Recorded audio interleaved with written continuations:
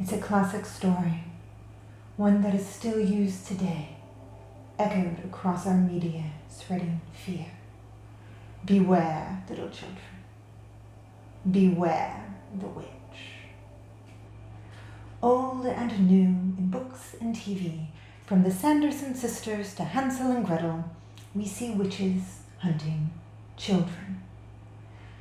Their youth and innocence is a tempting meal for the supposed devil-driven fiends. Even today, when a group wants to cast its enemies as the ultimate villain, there is no lower blow than an accusation of preying on the young. Why is this a constant? Let us look back to the old stories and compare a couple of tales. In Little Red Riding Hood, an admittedly non-witch story, the little girl encounters the great beast in the woods, the wolf, after she has strayed from the path she was told to remain on. In Hansel and Gretel, the children are clever, and they leave a path for themselves to follow so that they may be saved. This right path?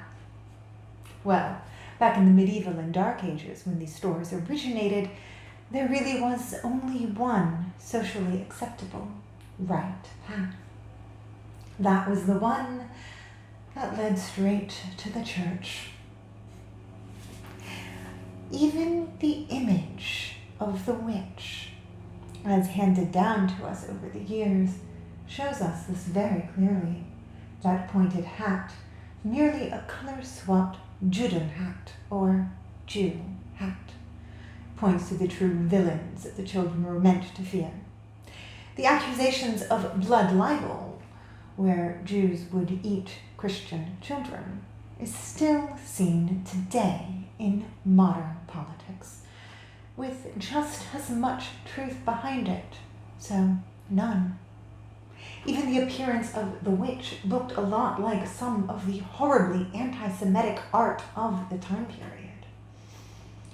These stories are not about the witch at all, except perhaps to warn that the independent one who would indulge in childhood curiosity was a thing to be feared. Much better to be small and obedient and protect your innocence and keep your ignorance, lest you be corrupted by the great wild world that existed outside of the realm of the church. Even today, when a political power wants to cast its enemies as villains, they are often accused of both witchcraft and somehow consuming children. It is not a rallying cry to any real effect. There is no old woman in a gingerbread house. But if they can make you think maybe, just maybe there is, then they can keep you on the path they control. I invite you, as always, to find your own path and be wary of the warnings of those who wish to bring fear. Fear is power, and fear is control. In the words of one of the great literary witches who inspired me growing up, a witch ought never to be frightened in the darkest forest, because she should be certain in her soul that the most terrifying thing in the forest was her.